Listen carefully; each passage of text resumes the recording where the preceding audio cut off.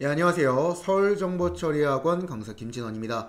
오늘은 컴퓨터 활용력 2급 2018년 3월 3일 필기 기출문제 풀이 강좌를 시작해 보도록 하겠습니다. 1번 문제부터 빨리 보도록 할게요. 다음 중 멀티미디어에 관한 설명으로 옳지 않은 거예요. 우리가 이러한 멀티미디어에는 특징이 있었죠. 멀티미디어의 특징을 대표적으로 살펴보면 디지털이라는 특징을 가지고 있었고요. 컴퓨터를 이용했기 때문에 아날로그가 아니라 디지털이다. 그리고 서로서로 대화가 가능한 쌍방향성, 양쪽으로 데이터를 전송할 수 있는 쌍방향성의 특징을 가진다라고 얘기했고요. 그리고 비선형의 특징도 가지고 있다. 그래서 한쪽 방향으로만 우리가 비선형이라고 해서 순서가 없는 형식이라고 얘기를 했습니다. 그래서 디지털의 특징, 비선형의 특징, 쌍방향성의 특징이라고 해서요. 이러한 등등의 특징을 가지고 있었습니다. 그러면 문제를 답을 빨리 보시면 정답은 2번이죠. 멀티미디어는요. 텍스트, 이미지, 사운드, 애니메이션, 동영상의 데이터들을요. 다 합칩니다. 그래서 우리는 멀티미디어 어떤 특징? 통합성의 특징을 갖는다라고 얘기를 했어요. 그래서 멀티미디어라는 건 정보를 전달하기 위해서 텍스트, 이미지, 사운드, 애니메이션, 영상을 다 합쳐서 데이터를 전달하는 거였죠. 근데 그러한 데이터를 전달할 때 아날로그화가 아니라 컴퓨터의 0과 1을 이용해서 데이터를 기록하고 네이버 상에 또는 인터넷 상에 우리가 업로드를 시키죠. 따라서 아날로그라는 말이 잘못된 겁니다. 따라서 1번의 정답은 2번이 되겠습니다. 다음 2번 보기 한번 보도록 하겠습니다. 2번 문제를 보면요. 비트맵 이미지를 확대하였을 때 이미지의 경계선이 매끄럽지 않고 핵심 단어 계단 형태가 나타난다. 우리가 비트맵은요. 다른 말로 픽셀이라고 얘기를 했었죠. 픽셀로 이미지를 표현한다라고 했어요. 따라서 이미지를 확대하면 거칠거칠한 계단 현상, 깨짐 현상이 발생한다고 했는데 이 깨짐 현상을 뭐라고 하냐면 엘리어싱 현상이라고 얘기를 했습니다. 그래서 이 2급에서 좀 더 중요한 용어가 뭐가 있었냐면 바로 안티 엘리어싱이라는 게 있었죠. 이 안티 엘리어싱의 경우에는 일단 여기서 나오는 엘리어싱의 경우에는 계단 현상이에요. 계단 현상, 깨짐 현상이 되겠죠. 그런데 여기서 말하는 안티라는 건 제거라는 의미를 가지고 있습니다. 따라서 비트맵에서 우리가 엘리어싱, 계단 현상이 발생하면 그 계단 현상을 최소화하기 위해서 이미지를 매끄럽게 만들어주는 것이 바로 안티 엘리어싱이었습니다. 지금 문제는 계단 형태를 나타내는 거기 때문에 2번 보기가 정답이 되겠습니다. 여기서 또 중요한 보기 하나를 더 선택하라고 한다면 4번 보기 또 중요한 말이죠. 우리가 일반적인 이미지가 있어요. 이러한 사과라는 이미지인데요. 그냥 봤을 때는 이미지로 보이지가 않습니다. 좀 더 이 사과에 사실감을 부여하기 위해서 여러분들은 빨간색으로 색깔을 집어넣기도 하고요. 명암을 집어넣기도 합니다. 이런 그림자 같은 걸 집어넣음으로써 좀 더 사실감을 부여하는 그래픽 관련 기술이 렌더링이었습니다. 이렇게 기억하고 계시면 될 것 같고요. 다음 3번 문제 보도록 하겠습니다. 정보사회의 문제점으로 적절하지 않은 거예요. 정보기술, 네트워크가 발달하고 우리가 이런 디지털 장비들이 발달을 하게 되면서 컴퓨터의 범죄가 증가하고 있습니다. 가장 대표적인 커말과 관련된 범죄라고 하면 디도스 공격 같은 게 컴퓨터의 범죄라고 볼 수 있겠죠. 그리고 VDT 증후군이라는 말이 나왔어요. 이러한 관련 직업병이 생길 수 있는데요. 이 VDT 증후군은 컴퓨터를 오랫동안 사용하다 보면 머리가 아파요. 또는 머리가 이상하거나 머리가 아프거나 이러한 문제가 발생하는 것들을 우리는 VDT 증후군이라고 합니다. 정보의 편중으로 계층 간의 정보 수준 차이가 감소한다. 요즘 정보 수준의 차이가 증가하고 있죠. 대표적으로 집에 계시는 어머님 아버지가요 인터넷을 잘 다루지 못해요. 그러면 많은 정보를 얻기 어려워하지만 젊은 시대는 젊은 사람들의 경우에는 SNS라든지 이러한 개인 소셜 미디어를 사용해서 많은 정보들을 쉽게 얻는 추세죠. 따라서 이러한 정보의 편중이 발생하고 있는 겁니다. 따라서 정답은 3번이 되겠고요. 정보기술로 인간관계의 유대감이 약화된다.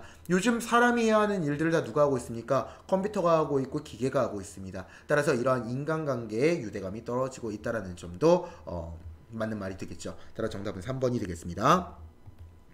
다음 4번 보기 보도록 할게요. 요즘 신기술 용어로 많이 나오는 말이죠. 모든 사물을 네트워크로 연결을 했다. 핵심 단어를 보시면 사물과 사물을 네트워크로 연결했다. 이거는 인간뿐만이 아니라 사물 간에 언제나 어디서나 소통할 수 있도록 하는 것. 가장 많이 사용하고 있는 곳이 바로 스마트홈 서비스 같은 경우죠. 우리는 이것을 사물 인터넷이라고 얘기를 합니다. 그래서 사물 인터넷은 바로 IoT. 정답은 3번이 되겠습니다.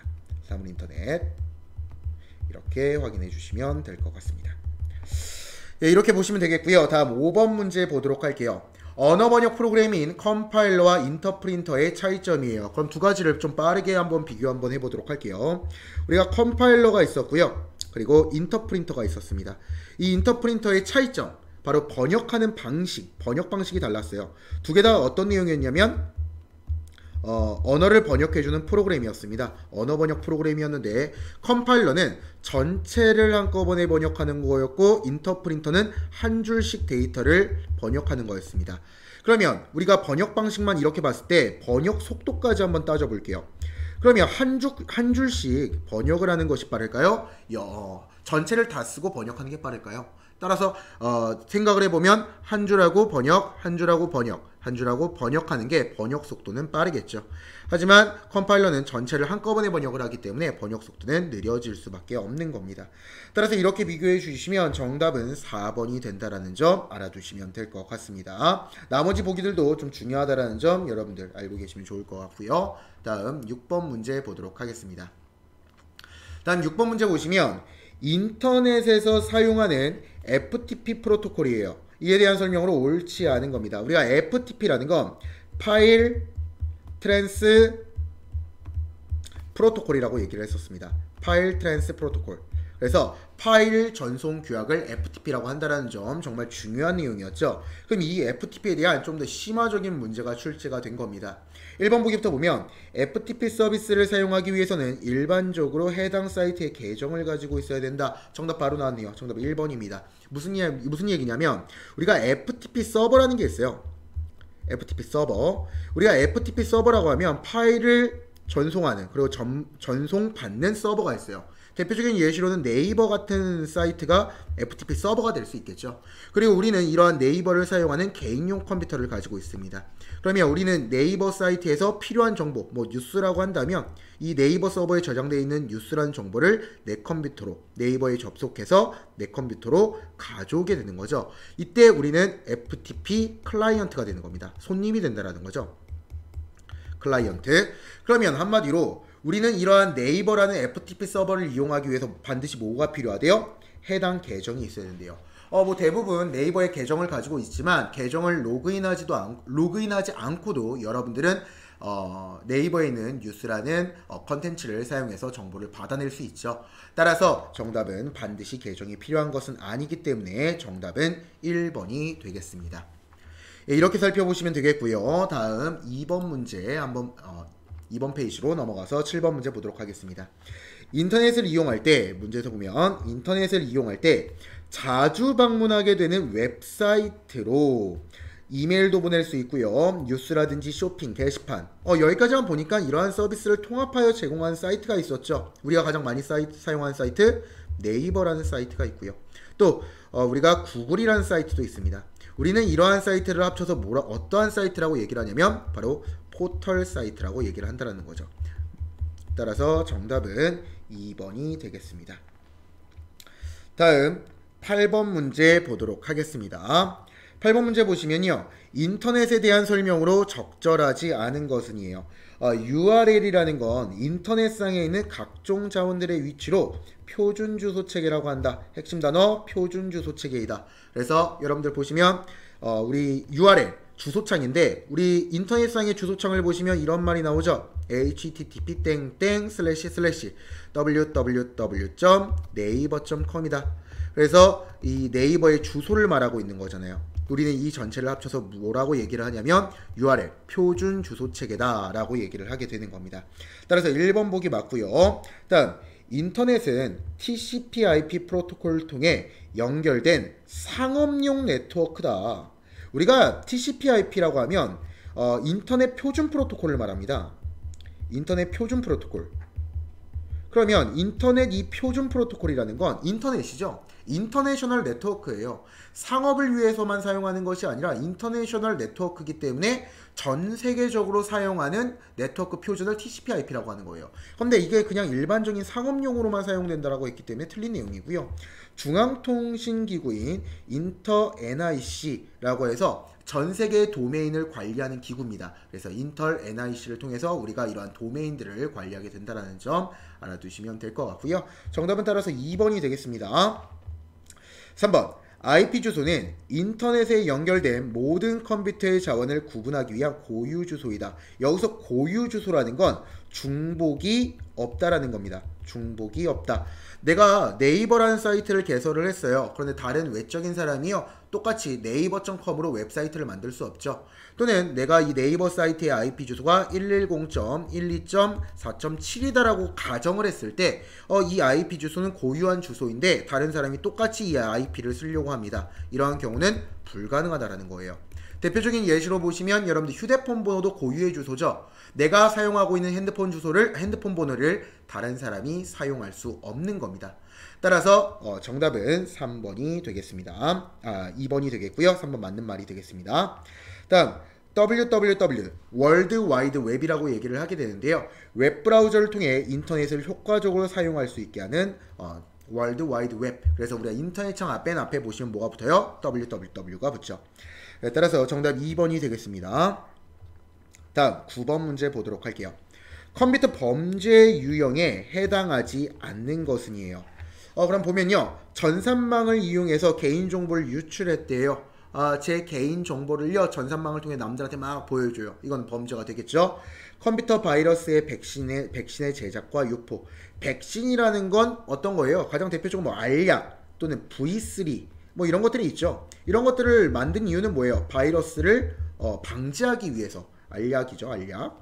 알약이 되겠죠. 알약. 이러한 이제 가장 대표적인 백신 프로그램이 있는데 이러한 백신이라는 프로그램을 내가 만들어서 제작을 했어요. 근데 이걸 남한테 해를 끼치는 게 아니라 사람들을 도와주기 위해서 바이러스를 방지하기 위해서 백신을 만들어 제작하는 건 도움이 되는 거죠. 따라서 정답은 2번이 되겠습니다. 다음 문제를 좀 살펴보도록 할게요. 다음 시스템 소프트웨어에 대한 설명으로 옳지 않은 거예요. 여러분들 시스템 소프트웨어라는 문제가 나오자마자 무엇을 기억해 주셔야 되냐면 바로 우리 OS라는 운영체제라는 것을 바로 알고 있어야 되겠죠. 운영체제. 우리가 운영체제라고 하면 뭐 윈도우 7, 뭐 윈도우 10 또는 여러분들 뭐 알고 있는 뭐 안드로이드라든지 뭐 또는 iOS 이러한 등등을 우리는 운영체제라고 얘기를 하게 됩니다. 그러면 이러한 운영체제의 경우를 우리 시스템 소프트웨어라고 한다는 건데 컴퓨터와 사용자 사이에서 중개자 역할을 수행한다. 뭐 또는 하드웨어와 사용자 사이에서 중개자 역할을 수행하는 소프트웨어. 맞죠? 눈에 보이지 않고 만질 수 없는 것이 소프트웨어였습니다. 따라서 맞는 복입니다. 운영체제 정의가 되겠고요. 다음 2번 운영체제의 도움을 받아 컴퓨터를 사용하게 한대요. 시스템 소프트웨어 자체가 운영체제인데 운영체제가 운영체제의 도움을 받는데요. 말 자체가 잘못됐죠. 따라서 정답은 2번이고요. 컴퓨터 시스템을 효율적으로 사용하기 위해 시스템 소프트웨어인 운영체제를 사용하는 거고요. 이러한 운영체제는 크게 제어 프로그램과 처리 프로그램으로 구분지어지게 된다라는 점까지 기억하고 계시면 될 것 같습니다. 거기서 추가적으로 팁 하나만 더 드릴게요. 시험 문제 많이 나오는 거. 우리가 제어 프로그램이라고 한다면 이 제어 프로그램의 종류도 조금 기억하고 계셔야 되는데 바로 제어 프로그램의 종류에 세 가지가 있습니다. 감, 작, 대예요. 그래서 감시 프로그램 또는 작업 관리 프로그램 그리고 세 번째 데이터 관리 프로그램 이렇게 세 가지의 유형으로 나뉘어지게 된다는 점까지 알고 계시면 도움이 되겠네요. 다음 밑에 문제 보도록 하겠습니다. 11번 다음 컴퓨터의 문자 표현 코드인 아스키 코드예요. 77 맞은 아스키다. 7비트로 문자를 표현해주는 코드였습니다. 그래 7개의 공간이었죠. 따라서 2의 7승 128개의 문자를 표현해주는 우리 미국 문자 표준 코드였습니다. 그래서 여기까지는 여러분들이 기본적으로 기억하고 계셔야 되는 내용입니다.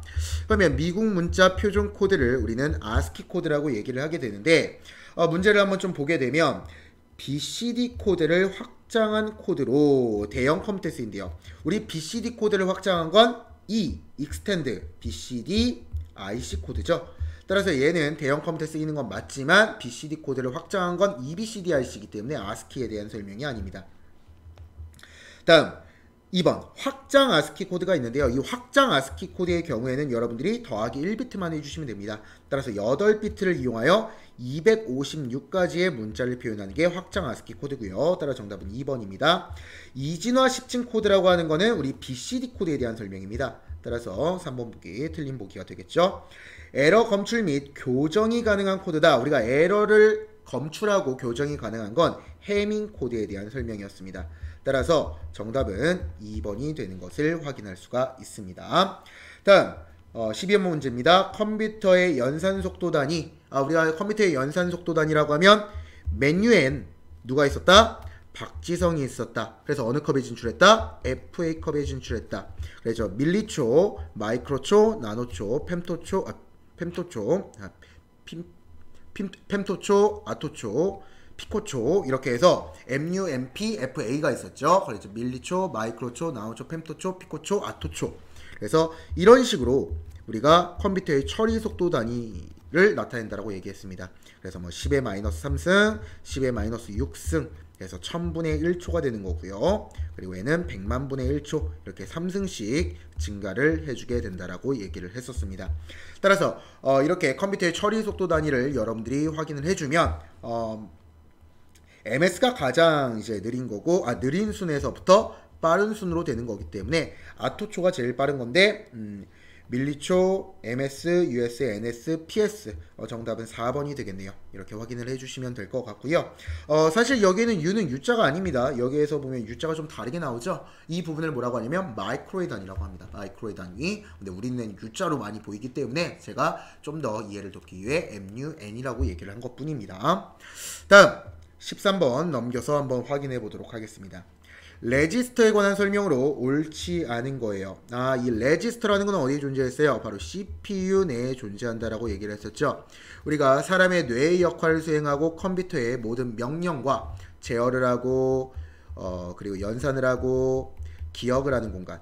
이 CPU 내에는 연산장치, 제어장치, 기억장치가 있어요. 그 중에서도 이 기억장치가 바로 뭐였냐면 레지스터에 대한 설명이었습니다. 레지스터. 이렇게 확인을 해주시면 이러한 레지스터는요. 범용 레지스터인데 어떤 레지스터를 가지고 있냐면 명령 레지스터라는 게 있어요. 이 명령 레지스터는 기억이었죠. 무엇을 기억해요? 명령어를 가지고 있고 기억하고 있는 겁니다. 따라서 맞고요. 2번 보기.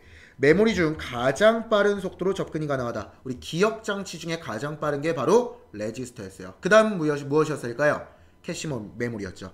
그래서 우리가 기억장치 중 속도를 비교해보면 레지스터, 그 다음에 캐시 메모리, 그 다음에 주기억장치, 그리고 보조기억장치 순입니다.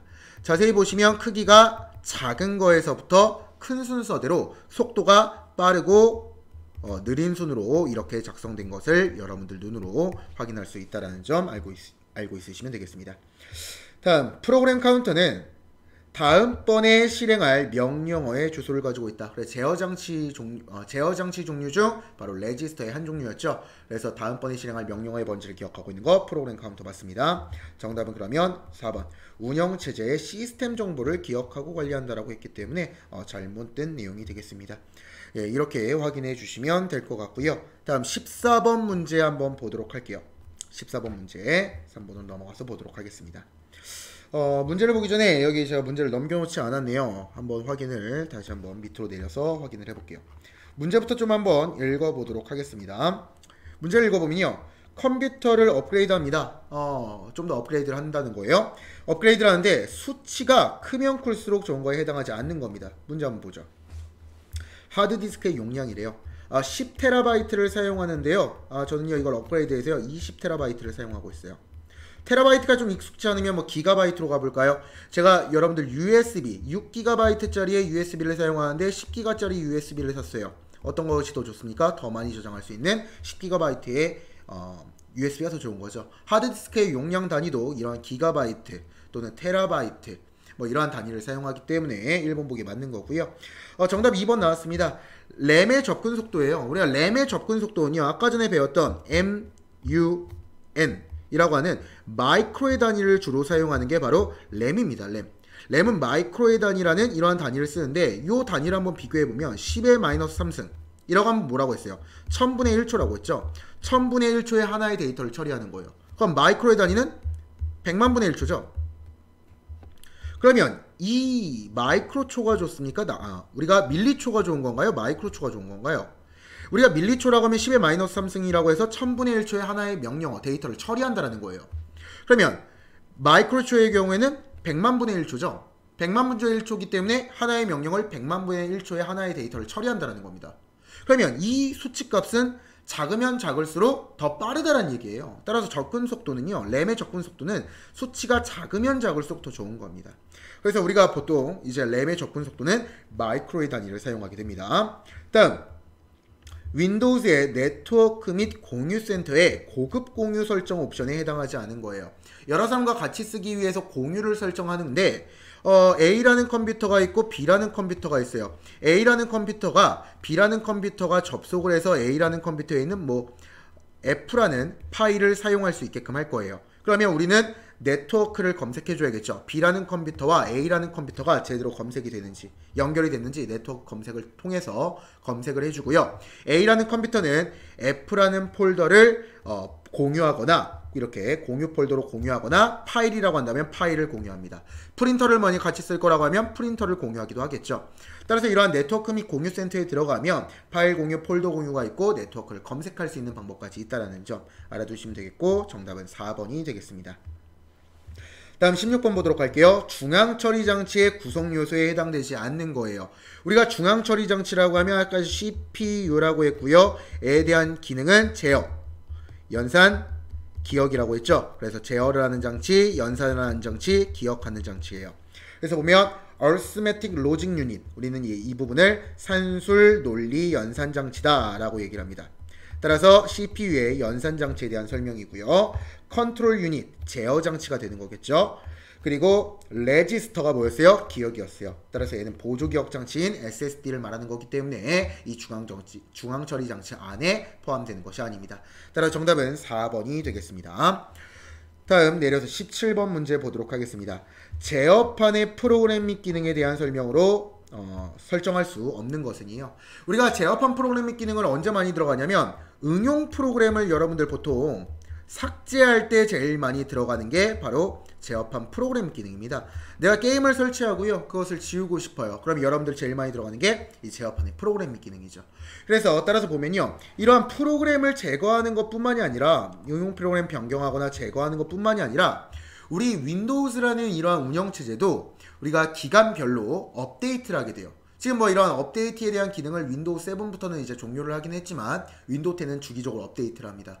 또 여러분들 핸드폰에 사용하는 안드로이드도 주기적으로 업데이트를 하죠. 이러한 업데이트를 업데이트된 내용을 필요가 없다라고 한다면 제거할 수가 있고, 다음 2번 보기를 한번 보도록 할게요. 2번 보기 보시면 윈도우즈의 기능이라는 게 있는데요. 우리 윈도우즈의 가장 기본적인 기능이라고 하면 뭐 게임 기능이 있을 수 있고, 우리가 게임 기능이라고 보면 운영체제를 설치했을 때 기본적으로 들어가 있는 거, 뭐 지뢰찾기라든지 또는 카드놀이 이런 거 있죠. 이거는 여러분들이 다운받은 게 아니라 윈도우스를 설치했을 때 기본적으로 제공하는 게임들이에요. 그래서 이러한 윈도우즈의 게임 기능을 내가 해제를 하면 이러한 지뢰찾기나 카드놀이가 안 보이는 겁니다. 따라서 이렇게 확인해 주시면 정답은 3번이 되겠죠. 윈도우즈 업데이트 자동 수행은 프로그램 기능에서 할 수 없기 때문에 정답은 3번이 되겠습니다. 다음 18번 많이 나오죠. 단편화 제거 과정, 이게 핵심 단어입니다. 그렇기 때문에 어떻게 된다? 컴퓨터의 처리 속도가 향상이 된다. 우리는 이것을 디스크 조각 모음이라고 했고요. 한 가지만 더 갈게요. 디스크 정리한대요. 불필요 파일을 삭제한다는 거죠. 우리가 불필요 파일을 삭제를 하면 디스크, 여기서 말하는 디스크는 하드디스크가 보통 되겠죠. 삭제를 하면 용량이 증가가 되는 걸 얘기하고 있었습니다. 따라서 정답은 4번이 되는 것을 확인할 수 있습니다. 다음 19번 보도록 할게요. 윈도우즈 바탕화면에서 아래 그림과 같이 열려있는 창들을 미리 보기로 보면서 활성화된 창을 전환하는 거예요. 활성화된 창을 전환하는 거 아마 많이들 해보셨을 겁니다. Alt 탭에 대한 내용이죠. 그래서 정답 1번이고요. 중요한 보기 컨트롤 ESC입니다. 이 컨트롤 ESC의 경우에는 시작 메뉴가 되겠습니다. 시작 메뉴 이렇게 확인해 주시면 정답 1번이 되는 것을 확인할 수 있습니다. 예, 이렇게 확인해 보시면 될 것 같고요. 다음 윈도우스 폴더의 속성창이에요. 속성창. 여기서 보면 윈도우스 폴더 속성창에 대한 설명으로 옳지 않은 겁니다. 여러분들이 실제 윈도우스 폴더를 클릭하고요. Alt 엔터를 누르면 이렇게 속성창이 나옵니다. 그러면 이 폴더의 기본적인 이제 안에 들어가 있는 파일의 크기 확인할 수가 있고요. 읽기 전용, 우리가 이 폴더에 있는 내용을 읽기 전용으로 볼 거냐 아니면 내용을 수정할 수 있냐, 그리고 폴더를 만든 날짜 또는 접근한 날짜 이런 것도 확인할 수 있는데, 해당 폴더의 바로가기 아이콘은 속성창에서 만드는 게 아닙니다. 단축키로 보시면 여러분들 컨트롤 시프트를 누르고 이 드래그 앤 드롭을 한다, 이렇게 했을 경우에 우리가 바로가기 아이콘을 만들 수 있었는데 해당 속성창에서는 만들어주는 것이 아닙니다. 폴더에 대한 정보를 보는 게 속성창이기 때문에 바로가기 아이콘을 만들 수는 없겠죠. 따라서 정답은 2번이 되겠습니다. 예, 이렇게 하시면 2018년 3월 3일 1과목 문제가 모두 끝났고요. 다음번 시간에는 2과목 문제풀이를 진행하도록 하겠습니다. 감사합니다.